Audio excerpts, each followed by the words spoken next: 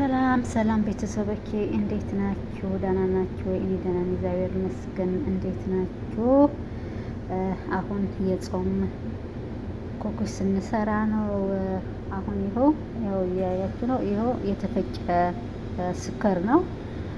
ግማሽ ኩባያ ነው የተጠቀምኩት። እንደዚህ አይነት ኩባያ ካላችሁ ጥሩ ነው። ወይም ደግሞ የብርጭቆ መጠጫ የውሃ መጠጫው ብርጭቆ መጠቀም ትችላለሁ። ይኸው ግማሽ ስኳር ነው ያደረኩት። ዘይትም እንደዛ እናደርጋለን፣ ግማሹ ማለት ነው። ያው ዘይት ግማሽ ኩባያ በአንድ እቃ ነው የምንጠቀመው። ያው ጾም ስለሆነ ፍስክ ቢሆን እንቁላል ነው የምንጠቀመው ነበር፣ ግን አሁን እንቁላል አላስገባም። ያ እንደገና ግማሽ ደግሞ ውሃው ልክ ዘይት በእንትን ባረኩት ይሁን ውሃውም እንደዛ ማለት ነው። ግማሽ ውሃ አድርጌያለሁ። ይህ ደግሞ ቀረፋ ነው። ያው ፈጭቼዋለሁ። የተፈጨ ቀረፋ ማለት ነው። ገርፋ ወይም ቀረፋ ነው የምንለው። ያ አሪፍ ነው። ጣዕሙ ደስ ይላል። በጣም እንድጥም ያደርገዋል ኩኪሱ ማለት ነው። ያው እንቁላል የለውም፣ ነጭ ነው የሚሆነው ሲጠበስ።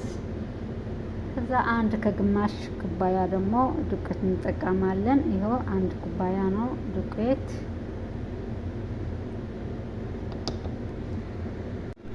ግማሹ ይሄ ነው። ያው እንደዛ አድርጌዋለሁ።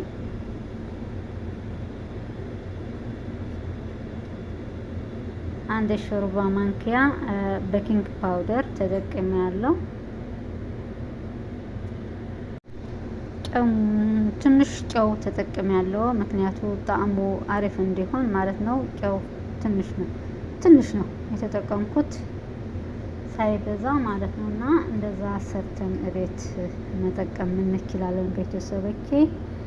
ያው ጾም ነው፣ ግን የጾም ኩኪስ መስራት ደግሞ አሪፍ ነው። እንደዛ አድርገን እንሰራለን። ማንኪያ ደግሞ ቫኒላ እኔ እኮ የለኝም፣ አሁን አጋጣሚ አልተጠቀምኩም፣ ብቻውን ያደረኩት። እናንተ ደግሞ ቫኒላ ካለ ጣዕሙ ደስ እንዲል አሪፍ እንዲሆን ጣዕሙ ማለት ነው መጠቀም ትችላላችሁ። እሽት አድርጋችሁ እሽት በደንብ ነው የምታሹት። ያው እኔ አሽቼዋለሁ። ይኸው ምንም የለም፣ እጄ ላይ አይጣበቅም። ያው እንደዚህ በእጃችን አድርገን ነው በቢላ ነው ያደረኩት። ያው እናንተም እንደዛ አድርጋችሁ ወይም ደግሞ በማንኪያ ማለት ነው መጠቀም ትችላላችሁ። ያው እንደዛ አድርገን ነው ያደረኩት። ያው በአንድ እጄ ይዤ ስለቀረጽኩት ስሰራ አይመቸኝም፣ በእጄ ይዤ ማለት ነው። ብቻዬን ነው የነበርኩት እንዳጋጣሚ ሆኖ። ያው አሁን ወደ ኦቨን እናስገባዋለን።